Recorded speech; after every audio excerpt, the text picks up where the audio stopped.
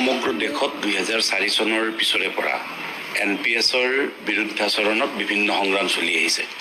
বিভিন্ন শিক্ষক সংগঠন বা অন্যান্য কৰ্মচাৰী সংগঠনে কৰিছে।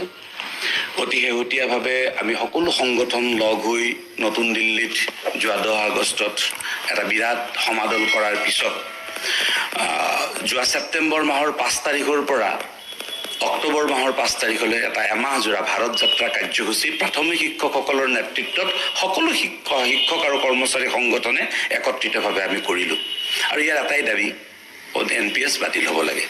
আৰু আমি ইতিমধ্যে দেশৰ প্ৰাথমিক শিক্ষকসকলে মুকলিভাৱে ঘোষণা কৰিছোঁ 2024 চনৰ নিৰ্বাচন OPSৰ পক্ষত থাকিব। এইটো আমাৰ মুকলি ঘোষণা। পুৰণি পেঞ্চন নীতিৰ পক্ষত থাকিব। পুৰণি পেঞ্চন নীতিৰ পক্ষত থাকিব। এইটো আমাৰ ইতিমধ্যে মুকলিভাৱে কৰা ঘোষণা। আৰু নতুন পেঞ্চন নীতিৰ প্ৰবক্তাসকলক নস্যাৎ কৰা হ'ব। নিশ্চিতভাৱে যিসকলে নতুন পেঞ্চন নীতিৰ প্ৰবক্তা হৈ কথা ক'ব বিচাৰে তেওঁলোকৰ বিৰুদ্ধে আমি থিয় দিবৰ কাৰণে ইতিমধ্যে দেশৰ 23 লাখ প্ৰাথমিক শিক্ষকে সিদ্ধান্ত গ্ৰহণ কৰিছে, যেনেধৰণে ৰেল বা অন্যান্য শিক্ষক কৰ্মচাৰী সংগঠনসমূহে সিদ্ধান্ত গ্ৰহণ কৰিছে।